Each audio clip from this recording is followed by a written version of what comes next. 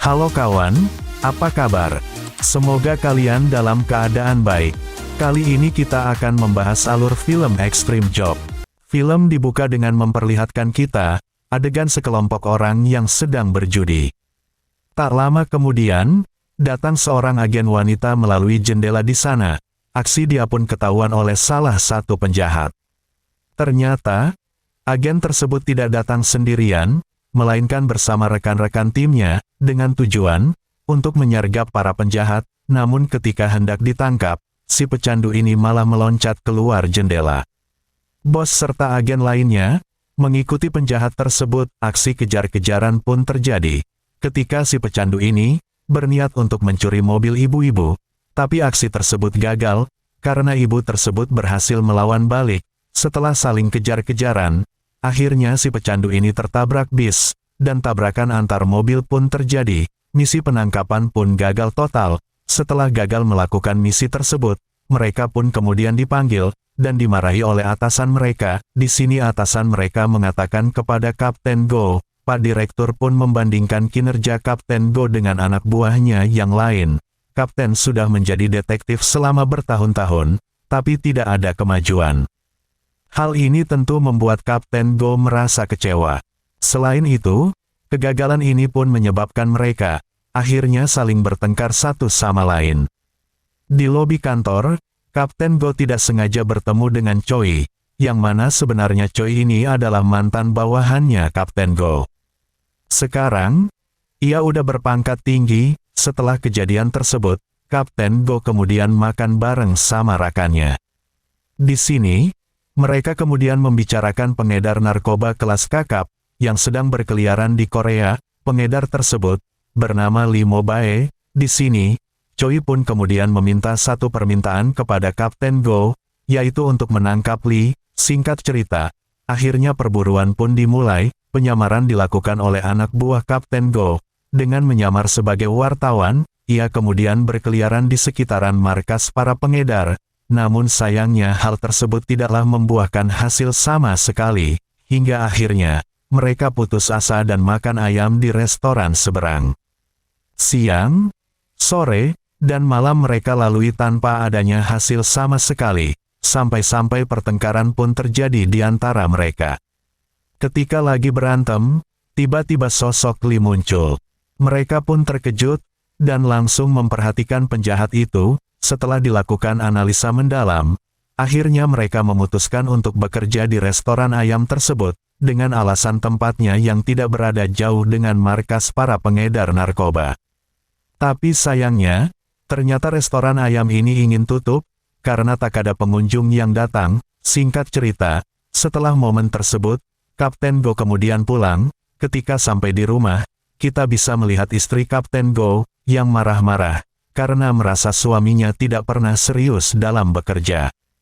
Setelah itu, Kapten Go pun mengajak anaknya untuk makan ayam. Di sana anaknya ingin membuka restoran ayam.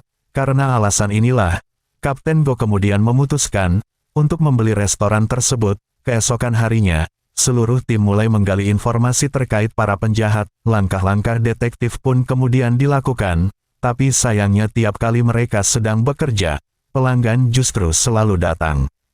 Tentunya hal ini mengganggu pekerjaan mereka. Alhasil, mereka pun memutuskan untuk beneran membuat ayam goreng, karena kalau tidak melakukan itu, penyamaran mereka ini bisa terbongkar.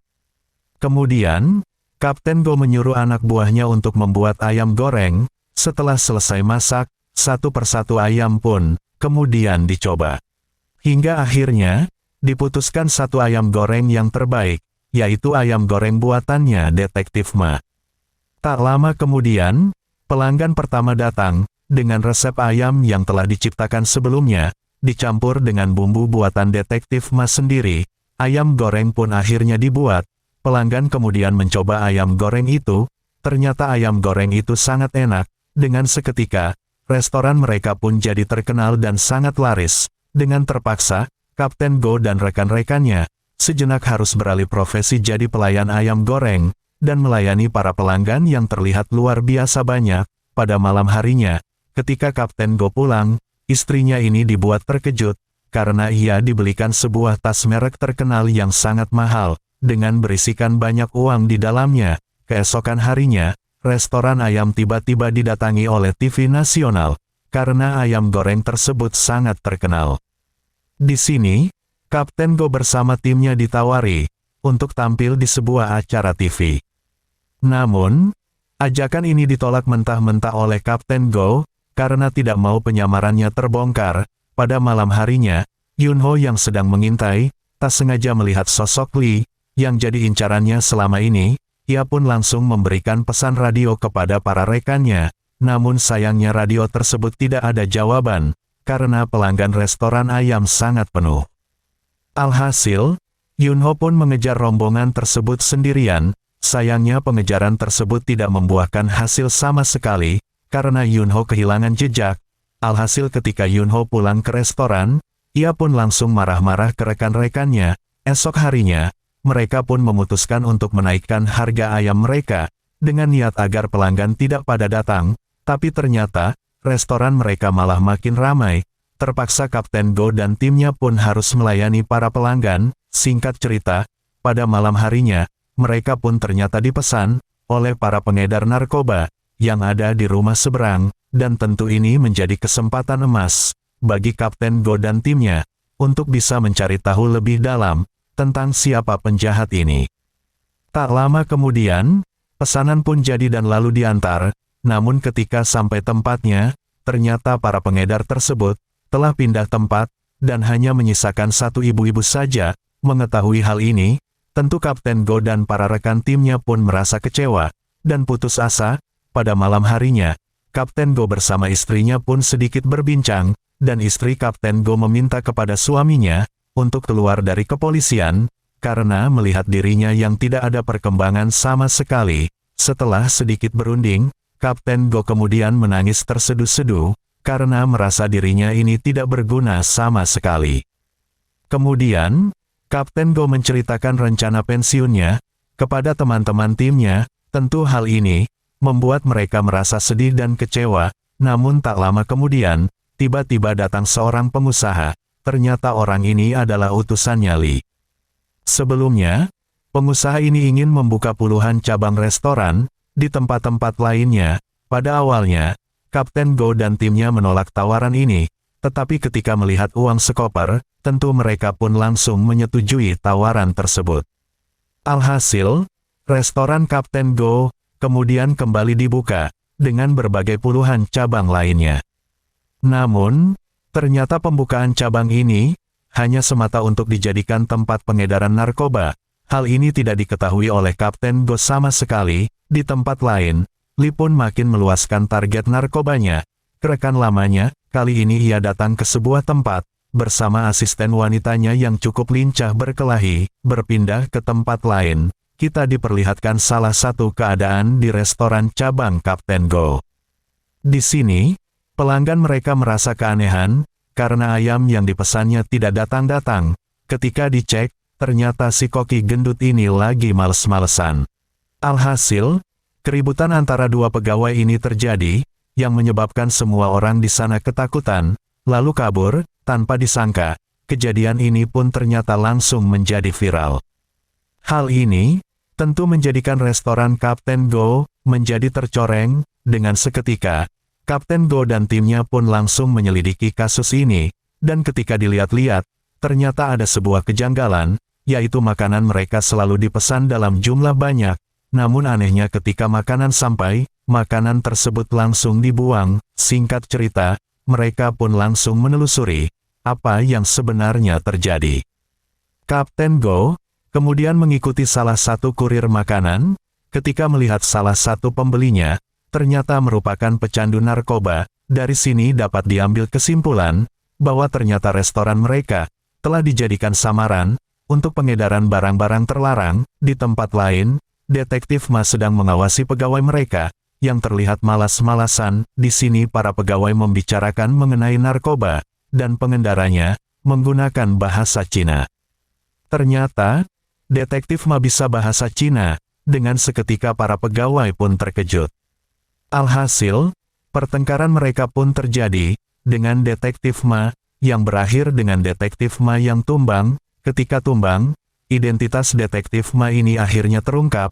Lee yang datang pun menjadi ketakutan, karena mengetahui bahwa sebenarnya, detektif ini adalah polisi. Sontak semua pengedar tersebut menjadi panik. Di tempat lain, Kapten Go bersama timnya pun kemudian sedikit berdiskusi, dan di sini diputuskan bahwa mereka akan mengejar Lee. Namun saat mereka mengobrol, tiba-tiba masuk sebuah panggilan yang memperlihatkan Detektif Ma sedang diikat. Tanpa pikir panjang, mereka langsung datang untuk menolong. Sementara itu di tempat lain, diperlihatkan Detektif Ma yang sedang terikat di sebuah kursi.